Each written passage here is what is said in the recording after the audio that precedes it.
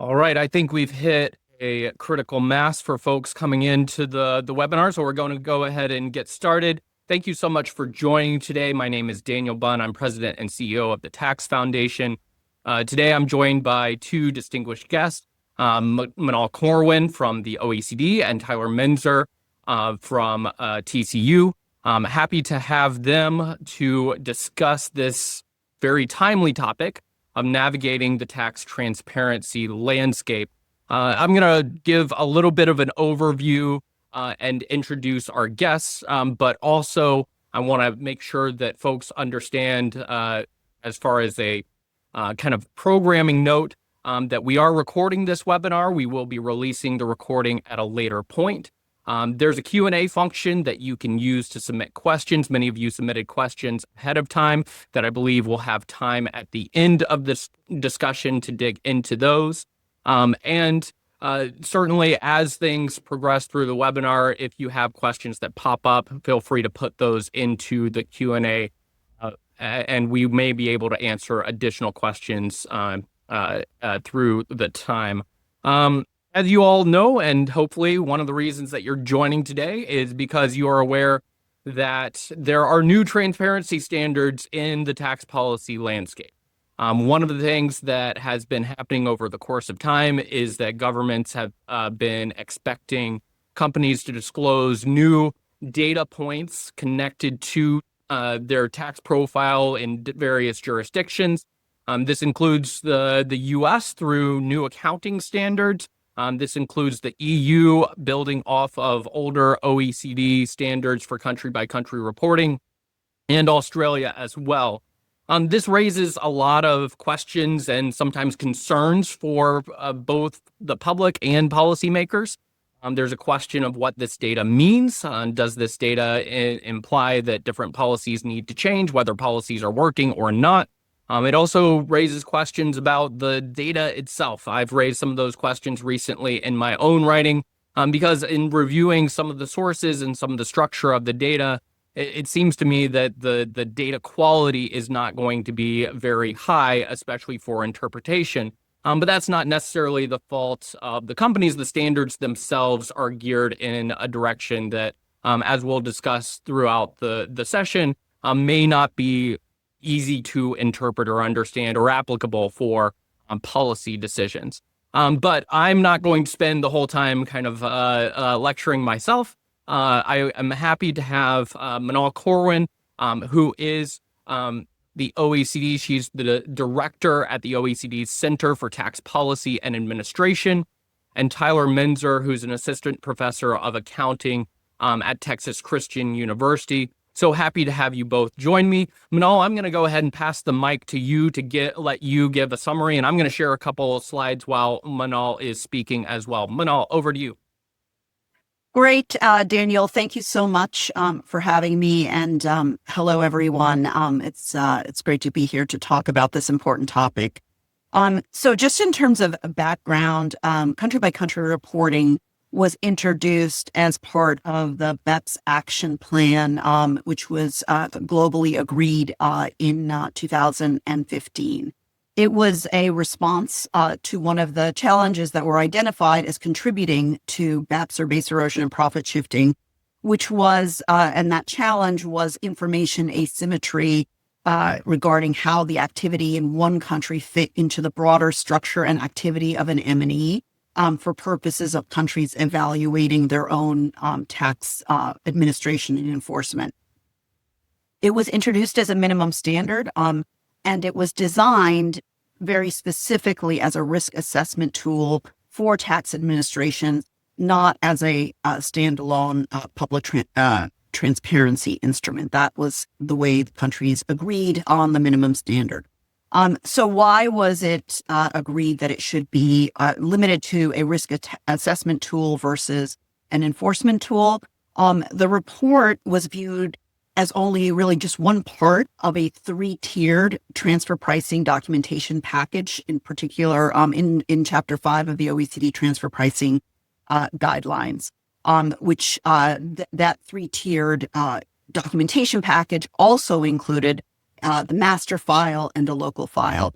So it was understood that only when those materials were read together and alongside other taxpayer and administration held information that a meaningful picture of an M&E group's transfer pricing profile could emerge and tax profile. So the Action 13 framework of the CbCR framework, therefore, very deliberately included safeguards around appropriate use for that reason. So it was agreed, for example, that tax administrations should not use a CbC report in isolation to conclude that transfer prices are or are not correct. And again, this is because CbCR data is very high level and jurisdictional. It doesn't contain transaction-specific information, nor does it explain all of the relevant business, accounting, or tax context that's necessary to draw an accurate conclusion about the appropriateness of a specific taxpayer position. So the conclusions then drawn from the CbCR template alone would be misleading. For that reason, it has to be read together. It did, however, provide tax authorities with sufficient information to assess risk and determine more efficiently whether to proceed with a more detailed audit. And this was really critical for reducing the costs for both governments in terms of their choices for whether to seeing sufficient risk to pursue further analysis and investigation, as well as for taxpayers who should be reduced to unnecessary audits based on kind of that high-level risk assessment. So hopefully improve certainty. So as a corollary, I think, to what I've just said, it was also agreed that CbC reports would not be public. They would be available only to governments because of the significant risks of misuse.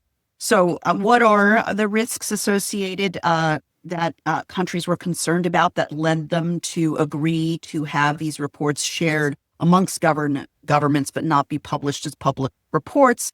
The first was the risk of false transparency. Public country-by-country reporting can look precise, but while concealing very significant limitations, as I flagged earlier. There are differences in accounting standards, intergroup flows, double counting, timing issues, and post-period adjustments that can all materially affect the picture and might not be apparent on the face of the report. Even if tax administrations cannot make use of this information alone, I think that they have the ability, again, because it's part of a larger package, as well as their ability to then to use that the report as a way to assess risk, whether to go for further.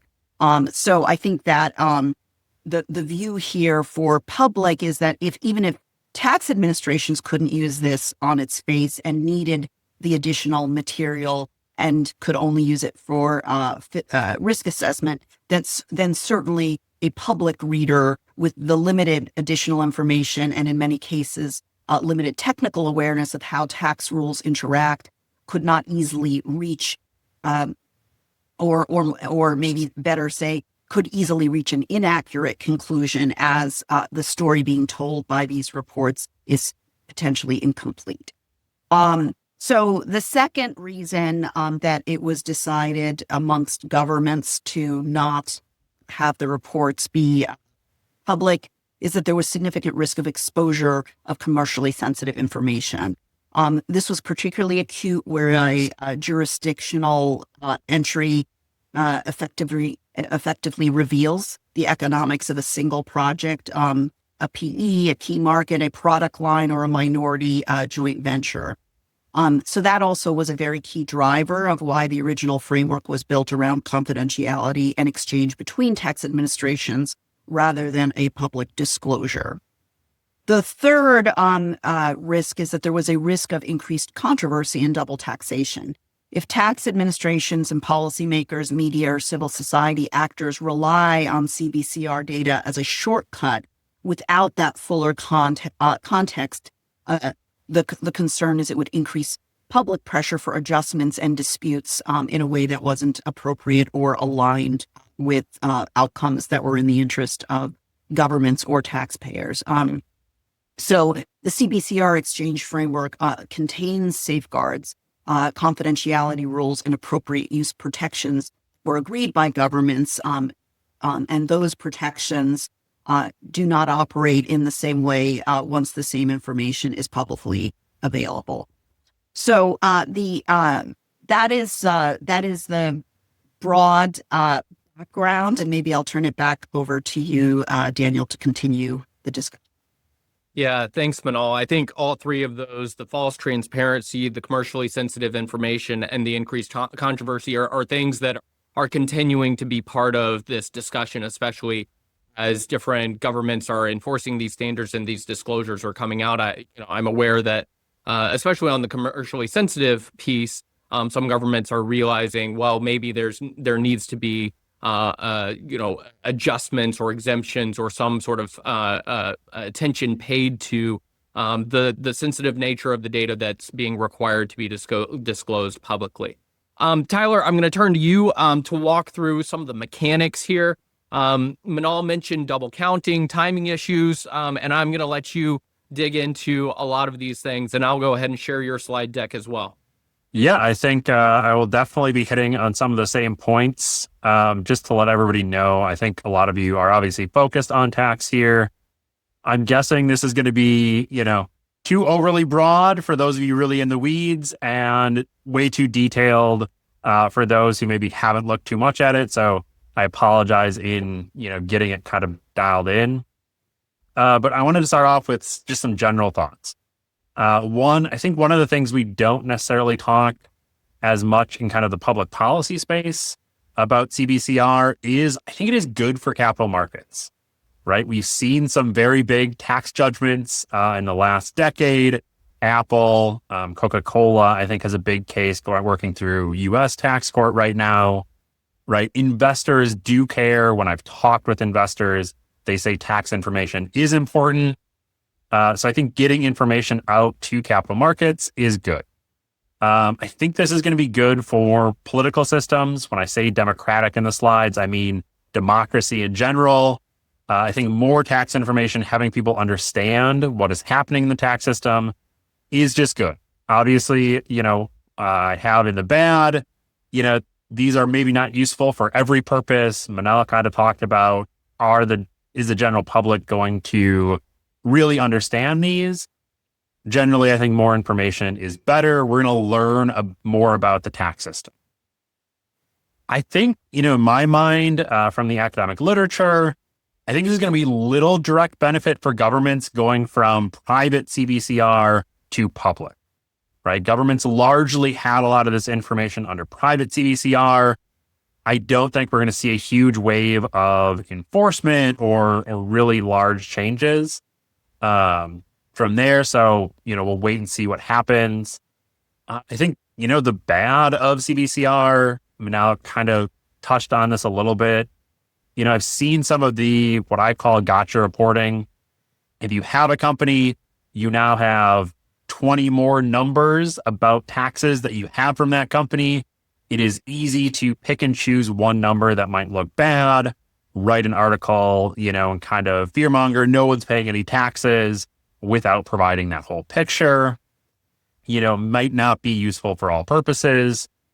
And I think what I'm really going to get into a little bit more is, what other information might we need to consider when we're just talking about these things in general. So if you want to move forward. So one thing, and I think Manal really touched on this, I don't think we can really learn, and we shouldn't really try to look at a CbCR report with a single company for a single year and say, hey, is that company paying too much or too little in tax? And that's because 1 year doesn't tell the whole story. And CbCR reporting in particular doesn't distinguish between what I would call good tax avoidance and bad tax avoidance, right? We pass laws like bonus depreciation here in the US, accelerated depreciation, R&D credits, that we say, hey, we want companies to use this. We're incentivizing this behavior. Their low tax rate is a factor of them doing what we want. That's good, right? But results in a low tax rate. Bad might be income shifting or illegal evasion, right? We can't really distinguish that in the CbCR reports, by themselves. And so I really caution when interpreting these on kind of a company by company basis. I think when we analyze them, right, you want to look at long time series. Obviously, we don't have that quite yet with the first year, most of the reports not even being out yet. Aggregate across companies, look at industries, look at countries in total, all of the companies reporting there and seeing what they're doing. And then to the extent that we are using individuals, right, add that context, right? What is the company doing in these countries? How is it operating? What might be affecting their tax rates? I'm going to next go into kind of the calculations. Here, just basic, how do we get to taxes owed? It's a little bit different than taxes paid, but I just wanted to highlight one thing that I don't think a lot of people think about. We normally include them in the financial statements as temporary or permanent differences. But when we're thinking about CbCR, consolidation rules are huge because they're different between tax and accounting. They're potentially different between countries when we're looking at a country basis. Accounting standards, particularly in Europe, right? Companies may be reporting their financial statements using a consolidated IFRS, but their actual tax returns are actually in a local GAAP, right? There's different accounting rules at the country level. Accounting methodology can obviously change. Intercompany eliminations, which I'll touch on a little bit later, are pretty huge when we're thinking about these. And then sourcing rules, right? We have to define where sales and where income is. Are we doing that by legal entity? Are we doing it by where the customers are and going through there? And then obviously we get into all the normal, temporary adjustments, permanent adjustments, how we calculate the statutory rate, all of that, credits and non-refundables getting to our tax owed. ETRs, I'm assuming that everybody knows, right? We're taking an amount of tax divided by an amount of income. This chart is from a post that I recently did for the Tax Policy Network. I was looking at Chevron and some oil and gas, and there are a lot of ETRs, right? We have an amount of tax. Is that cash? Is it GAAP? Is it state? Is it the country amount of tax? And then we have the denominator, right? We can use pre-tax income. We can use domestic income, income at the country level, income at the state level. And so adding in CbCR is just going to add a bunch more columns, right? We can have ETRs for every single country. And again, that going back to, when you have 100 different numbers, chances are one or two of them might look kind of bad.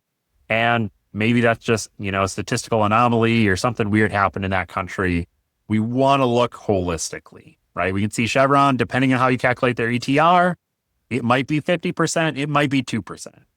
That's a pretty big difference that really needs that context and explanation. So getting into taxes paid versus tax expense, right? The EU CbCR, I believe, requires both, right? Taxes paid and a measure kind of accrued taxes. When we're thinking about taxes paid, it's just those cash payments. In my examples later, those are a lot easier to tie out because it's just asking what checks did the company write during the year. But those checks might include amounts for prior years. Generally, your balance due is going to be paid after the end of your tax year. And you might have audit or amended adjustments from years, potentially, 10 or 15 years in the back that affect your cash taxes paid. We're not adjusting out for those typically. When we look at, in this case, I just use GAAP expense, but also under IFRS, any financial accounting expense, right? We're really trying to get at what is all of the tax that's applicable to the financial income that we have in the period. So we're going to have those same cash payments. We're going to try to take out those cash payments related to other years. We're going to then estimate out into the future. What do we think the tax that we're going to owe in the future on this income is going to be? So we're going to bring in that next year's, balance due payment or refund. We're going to bring in deferred tax adjustments where we say, hey, the tax rules give us a benefit this year, but, in the future, we're going to have to pay tax on that financial income that we recognize.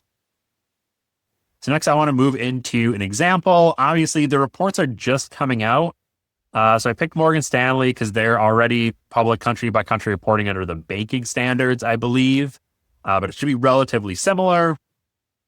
And so we have the new GAAP standards, which also requires some limited kind of country by country breakdown of taxes paid at least. And so you can see, under GAAP, we're talking about materiality thresholds. Morgan Stanley says US, UK, and India are the only three material countries, that they need to report separately. Under the EU rules, you're getting all the EU countries, but the US and India, because they're not in the EU, are excluded from the breakout, right? As Daniel has written in the past, recently, Australia has a different set of countries that they also require to be in and versus aggregate. You can probably see revenue looks a little bit different between the GAAP financial statements and country by country reporting. That is because the EU does not eliminate intracompany amounts. And so for revenue, this is a really big effect because anytime you have intercompany, right, transfer pricing, anything, it's going to create revenue. So we get a lot more revenue in the country by country report when we sum up the individual countries than we get in, consolidated financial statements that eliminate all that intercompany transactions. We see that when we come down to income, much closer, right? Because generally for any intercompany revenue, you're also going to have an intercompany expense. Those ultimately cancel out. We're going to get to a closer net income amount. Cash taxes paid.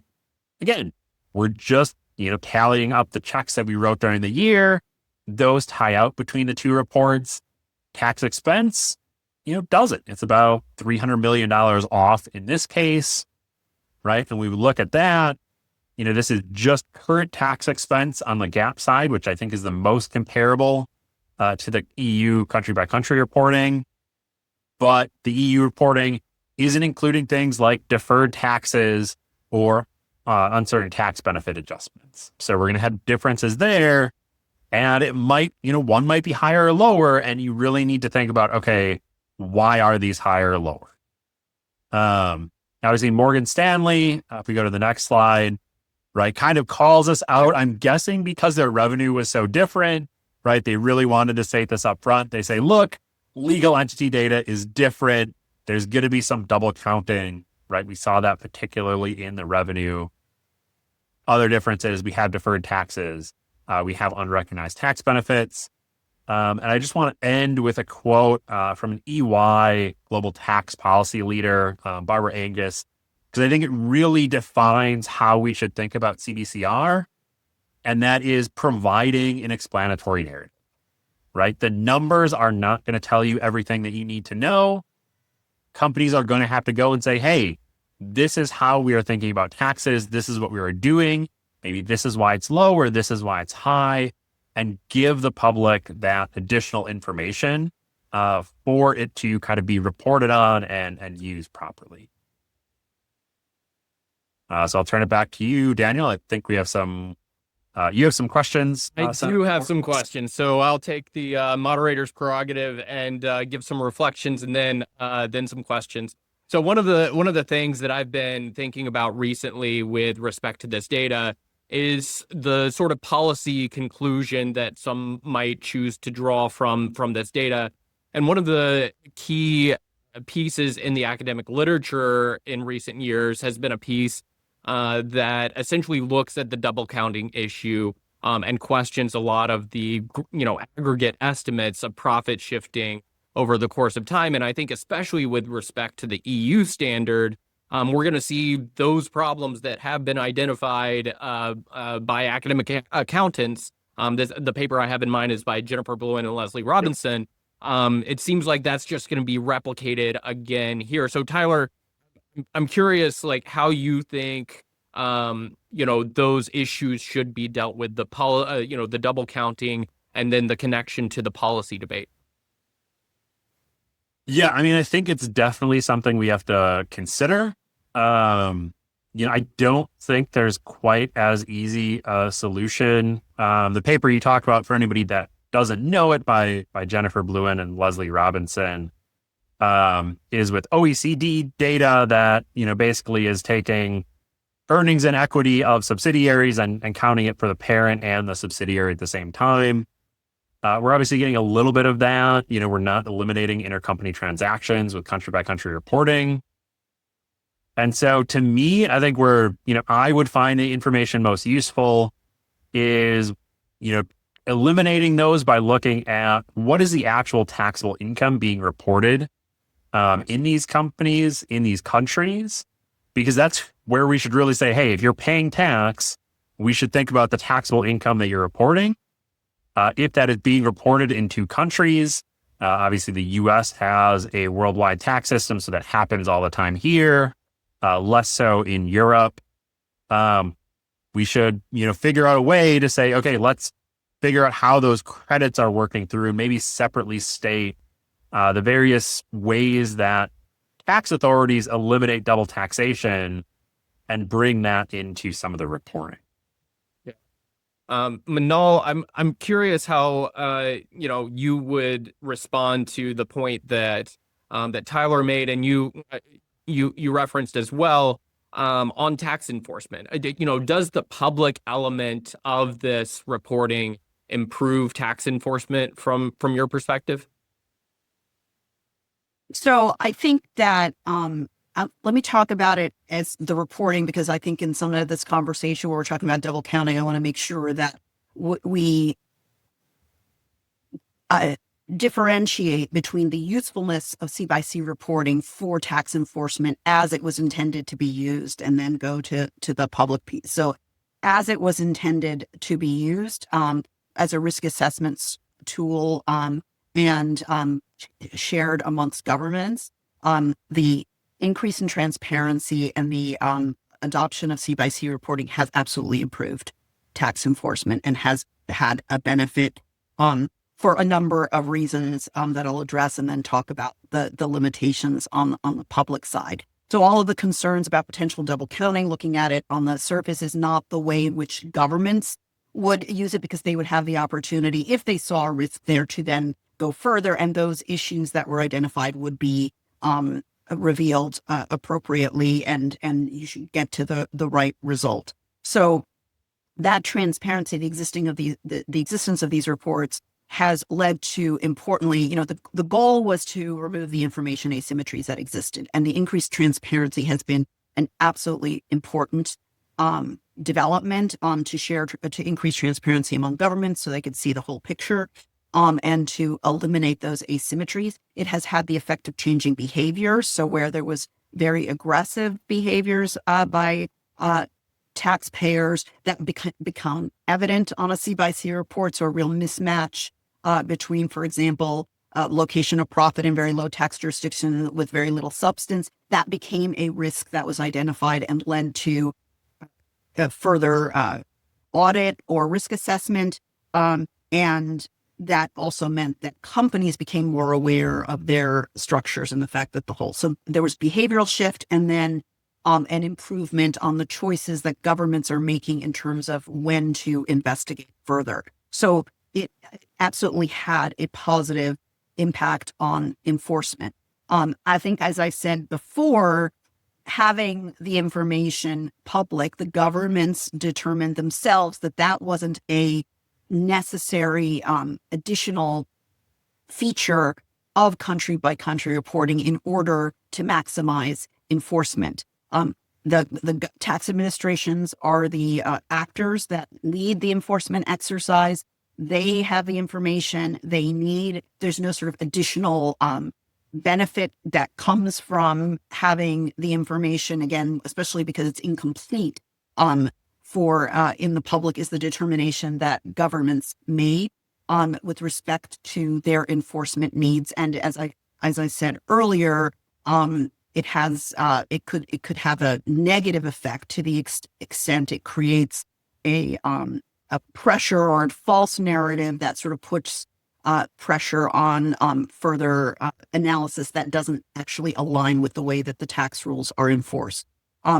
But having transparency is a very important development. It continues to be really important. The public has an interest in transparency. C/C reporting served a public interest because it ensures that governments have the full picture to enable enforcement.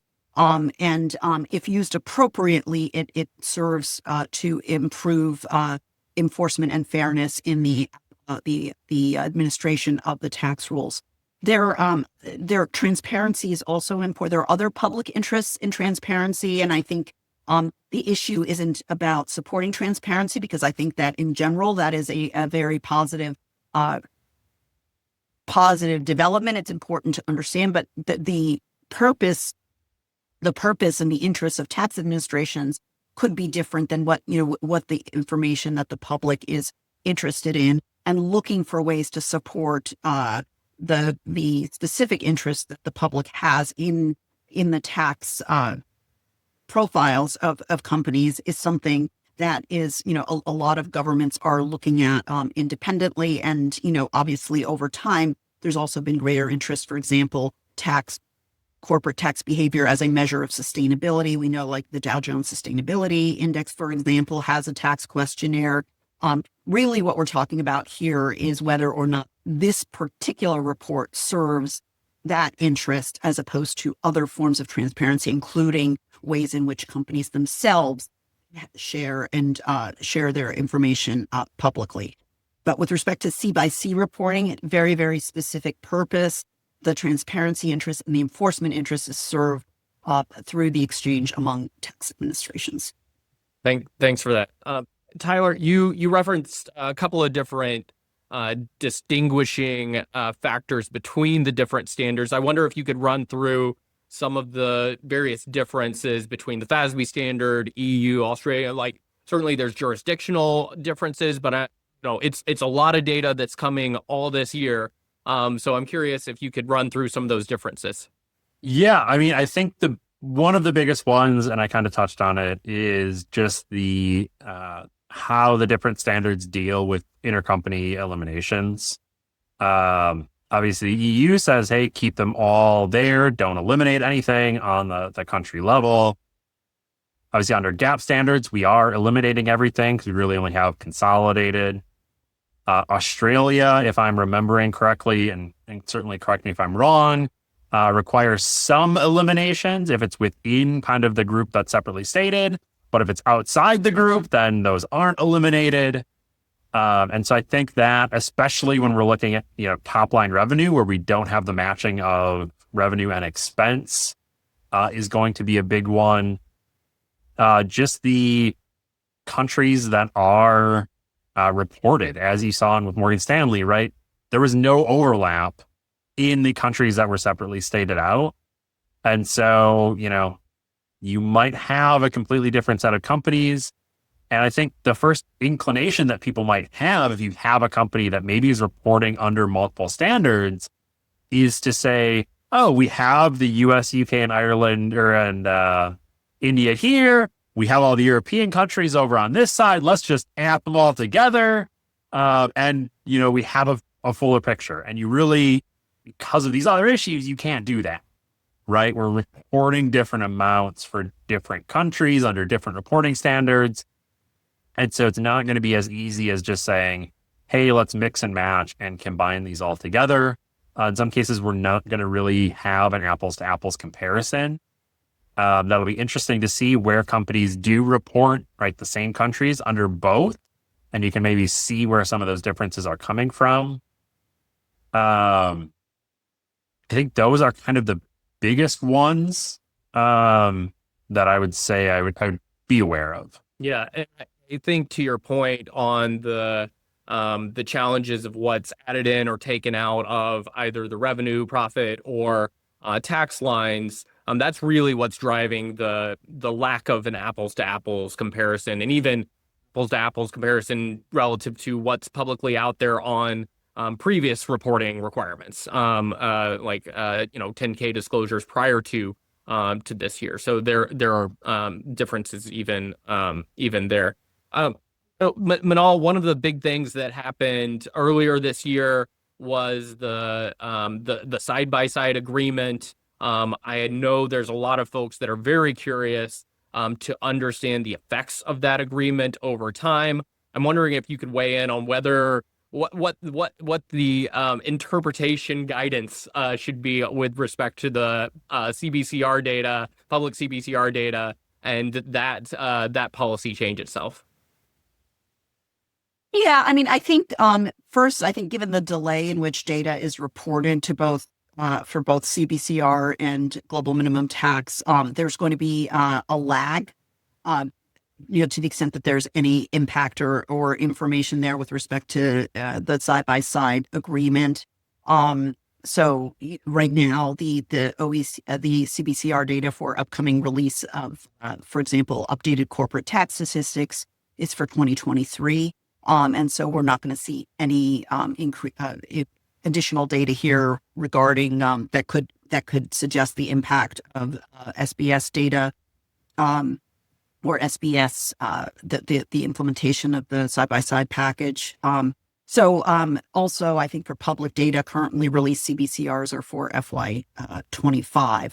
But more broadly, I think it's important to also note that the CbCR data will not be directly informative of the GMT. There are ongoing discussions about that among governments, but in current format, the financial account data that's the basis for CbCR is not the same as the global minimum tax based. So it's going to have more limited usefulness. In addition, there are features of the global minimum tax such as deferred tax accounting, the use of certain tax incentives, and the payroll element for the substance-based income inclusion or exclusion. It can't be accounted for in the CbCR data. Also public CbCR filing requirements are mostly, I think, right now linked to EU countries who mostly have QDMTTs in place. So that's not that will not be informative of SBS. QDMTTs, apply to all.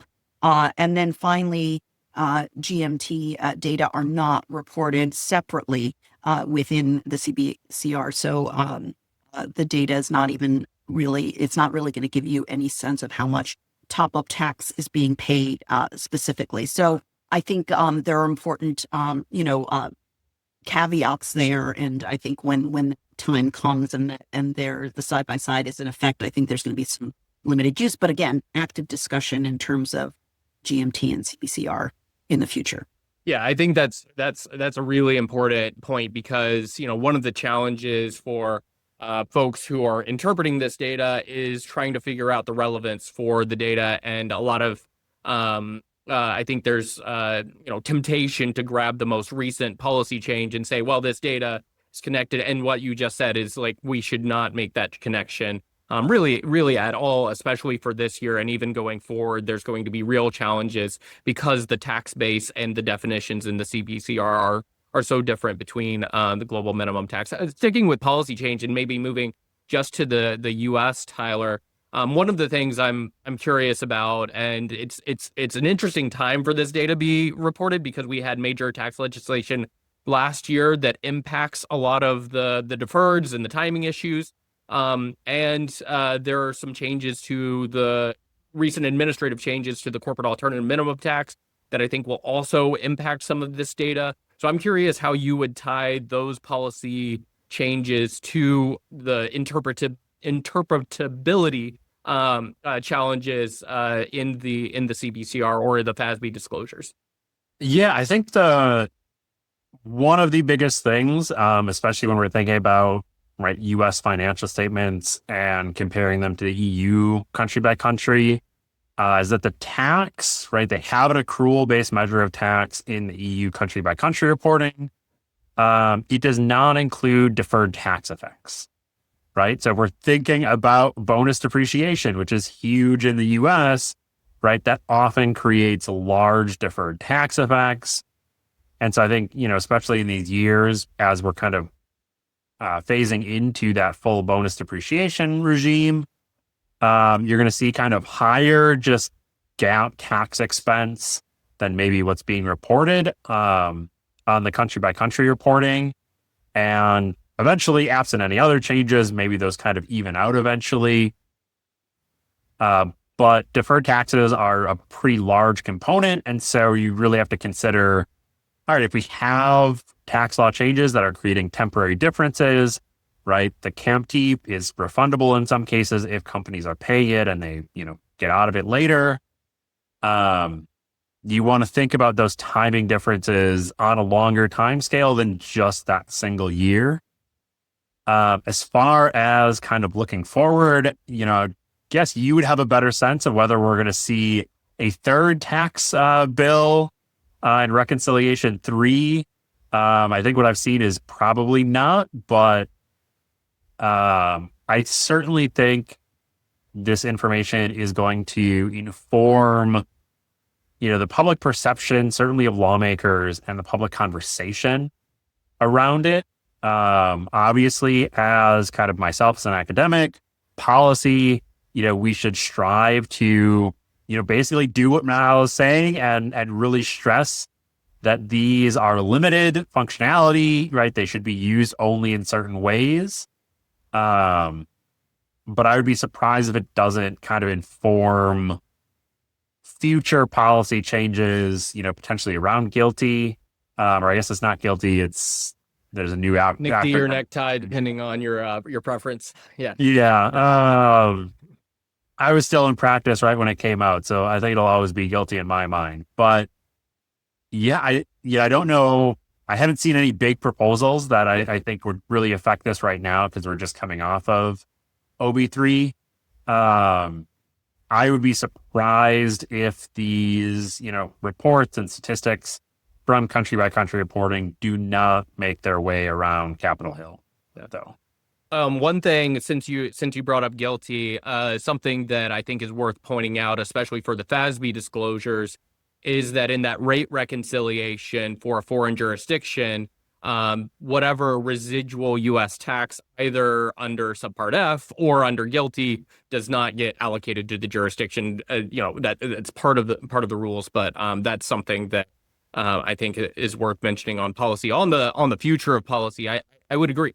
There have been for many years, and this is kind of how we got CAMT, discussions around Capitol Hill and policymakers about low effective tax rates in some companies or some industries. But the thing that and this is in response to also a question that we got from one of our audience members, is I always try to differentiate between how you move from evidence to policy and how you move from evidence to enforcement. And I think that's particularly important here. The evidence that I think is best used for policy is on the aggregate side, the trends over time, those things that can help from a broad perspective set policy for a country that has, or countries that have hundreds, if not thousands, if not even millions of businesses that would be impacted from an aggregate policy change, to whether it's on the corporate tax rate or different definitions of the base or different incentives. So you want to be very careful in designing policy based off of evidence that's, as you were mentioning earlier, Tyler, a single year or off of a single company. But then on the enforcement side, and this goes back to one of the things that Manal was mentioning earlier, enforcement is, in a way, individual company by individual company, tax return by tax return. And sometimes it's valuable for the governments to have that private data that they have access to for additional enforcement tools. But those two don't necessarily always link up and say, well, the data source that's useful for enforcement is the data source that is useful for broad policy change. Another question that we got from an audience member, one of our pre-submitted questions. Manal, do you expect countries to move toward greater standardization of these disclosure rules, or do you expect companies will continue to face fragmented requirements? So I think it's too early to make that determination. I mean, I think it is an active conversation, and actually, and countries are obviously sovereign. They're going to make their policy choices. The role of the OECD is a platform for coordination to avoid fragmentation that has a negative impact on on stakeholders and on governments. So, to the extent that we see a continuation of disparate rules in this space, that will be, I think, a motivation impetus for governments to come together on the platform and say, how can we coordinate in a manner to address, legitimate public interest in transparency and knowledge and understanding and fairness, to understand the source of that, and to potentially coordinate in a manner that prevents that fragmentation and misinformation. So that has not yet been something that has emerged as a focus of cooperation. Certainly the focus of cooperation has been on C/C and protecting its original use, and doing peer reviews among countries to make sure that use is consistent with the agreement. And then governments are always free to make sovereign governments are, of course, free to make independent decisions, as is happening now. It's often when those independent decisions start creating risks that are of shared risks, that countries come back together and say, can we do something to avoid fragmentation that's harmful here? And another question that we got, Tyler, you've already touched on this a little bit, but I'll give you another chance to kind of talk through it in more detail. What do you think the biggest mistake researchers and the media are likely to make when analyzing these disclosures? Yeah, I think I've kind of written about this before elsewhere. I really struggle with the picking one number. There's not a single number that will tell you what you need to know about a company's taxes. It is context dependent. If you have 100 numbers, you can find one that'll, write a good headline. And so I just say, try to tell the picture holistically. If the point you're trying to make or use that number to make is strong, I think, you gain a lot more by being open and honest, and kind of qualifying it and not making it sound, the absolute worst that it can be by kind of picking and choosing. And so, have a little bit of patience. You kind of mentioned it. I think Manal has. I certainly have, aggregate the data, look at it over time. I know it's hard not to write the article right when it comes out, or right when we try, hey, we have guilt, or we have the minimum tax. Let's look at these country by country reports, without realizing that you can't really do that. And I think, the articles that are going to be written in 2 or 3 years after we have a couple years of these are just going to be much more informative than those that are trying to kind of beat the press and get in right with this first wave of data, even before we have everything fully out. Yeah, thanks for that. We have two somewhat related questions on privacy. One is whether CbCR standards apply to private companies, and another is what principles of international law regarding privacy are at play and at stake here. I'm not certain, Tyler or Manal, if you'll want to weigh in on those. I do know that private companies are required to comply. But as far as international standards of privacy, Manal or Tyler, I don't know if you want to weigh in there at all. Manal, no, Tyler. Yeah, I don't know if I have a ton to say on that. I would just say largely we are thinking about, public companies, and, I think most countries that have public companies, there's some disclosure requirement. So to the extent that this is a financial disclosure, I don't think you're really getting into international law areas. Obviously, if a company doesn't want to comply, and it's going to be hard for large multinational companies, but, you just don't go to that jurisdiction. Because I don't think any of these requirements are kind of, I would say, extraterritorial. Mm-hmm. They all need to have some presence in the country that's imposing the rules. But yeah, maybe there's some kind of very nuanced issues here that I'm not familiar with, but. Yeah. Appreciate that. We've got a couple of questions essentially around the theme of, okay, we have critiques of this data, problems with interpretability, problems of relevance for policy, essentially what could be done to improve upon it. So Tyler, I'll let you have a chance at answering that question. I think you're just going to go back to what Manal said. I think improving the comparability over time as we see issues is one that I would say comes to top of mind. And maybe, reconciliations and maybe a little bit more of a detailed breakdown, particularly when we're talking about the global minimum tax. It's an open question to me, and maybe this has already been answered somewhere, but, how are you allocating that? If a company, is doing the QMTT, where are you allocating that tax? Where are you allocating, the U.S. hop-up taxes? Breakdowns, reconciliations. I think the Australian country by country does require a reconciliation to their consolidated financial statements. So, that helps to say, okay, what are the differences with these? But, I'd really just encourage countries, even if you're not going to get every single thing that you like in the report that you want to, force companies to do, having comparability is extremely valuable, I think, both from a policy standpoint, from a researching standpoint of, figuring out what the effects of these policies on other policies are, and just in standards in general. If we're looking at two numbers that, both fall under country by country reporting, I would hope that they're the same, right? That you get to them by the same process and that they're comparable. Yeah. Manal, do you want to add anything there?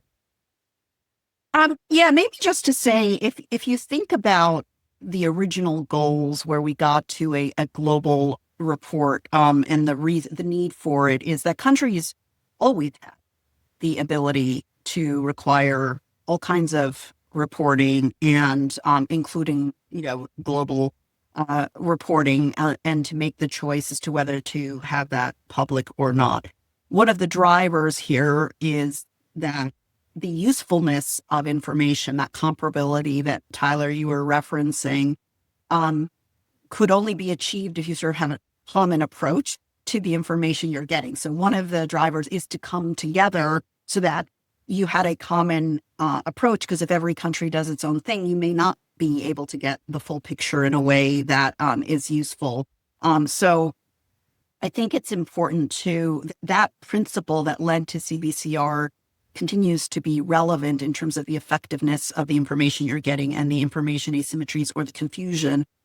So achieving transparency that leads to clarity rather than just information that sort of muddles the picture is a really, really important distinction. So that's one. The second thing I would say is it's important as we move forward to think about, again, to what end. Improving comparability for the purpose of fine-tuning the CbCR reports so that they are closer to enforcement tools, for example. So is it from the perspective of the government to increase its ability and the robustness in incorporating GMT and other things to make enforcement decisions and not just risk assessments decision? Sends you down one path, versus if you're thinking about it from a public domain perspective, and to the extent that governments come together and believe that there is something that they can do together on a public, then understanding, is it for the purpose of fine-tuning tax enforcement, or is it for a purpose of responding to a very legitimate public interest in tax contribution and behavior? And if that is the goal, what is the information that's important for that? What is that public interest? I mean, the public obviously has an interest to know that domestic policies are fairly applied. That's more of a domestic one. They have an interest to know that their governments are enforcing those policies and comparability.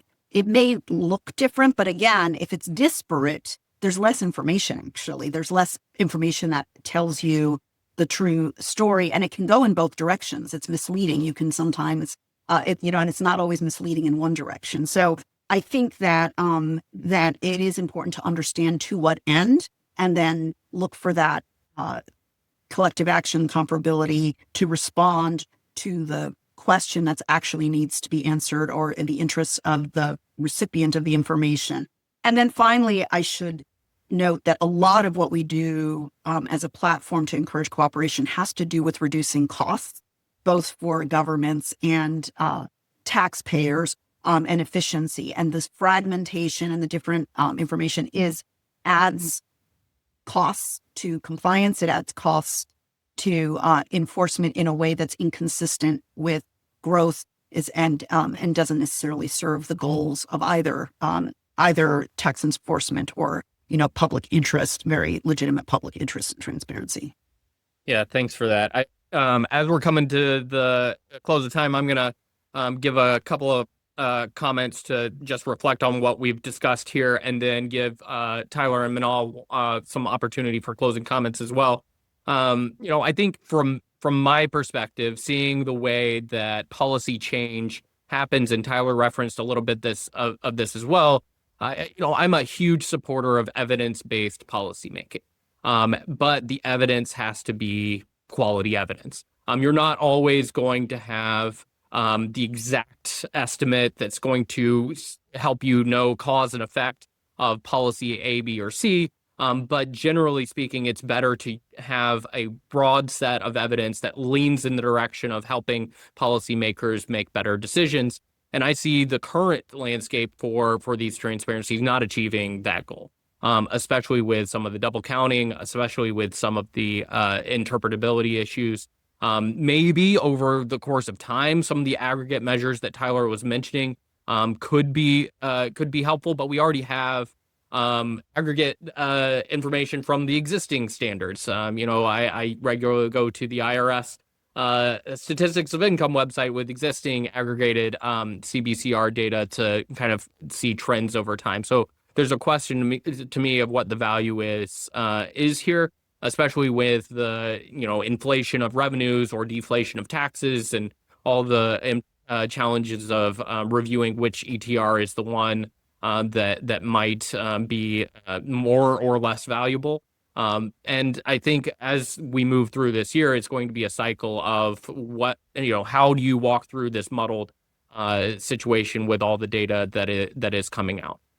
Tyler, I will give you a moment to provide some closing remarks, and then Manal as well. Yeah. First, I'm just going to say I completely agree with you on evidence-based policy is better than just about anything else.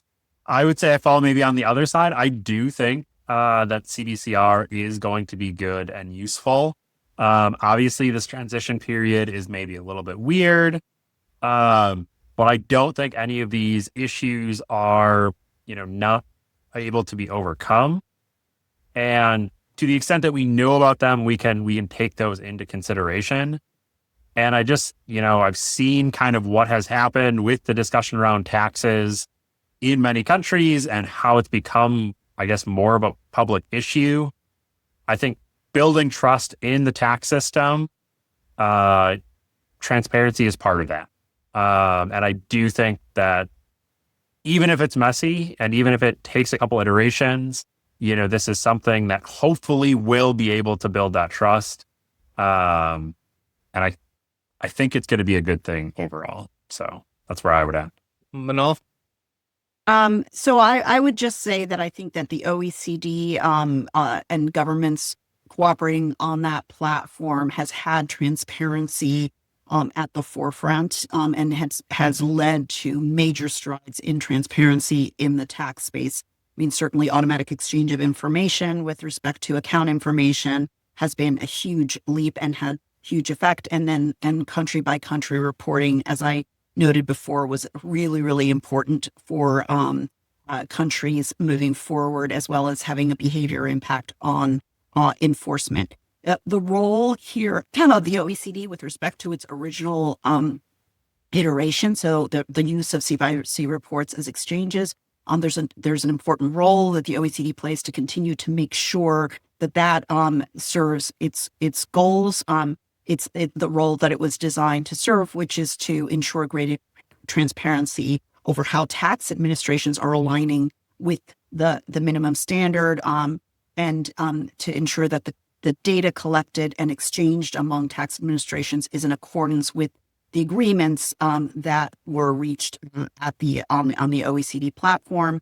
Here also, it's important to ensure access to that information by countries, again, consistent with the guidelines, so that they are able to enforce, to provide the assistance as well as to meet the guardrails for collecting the information.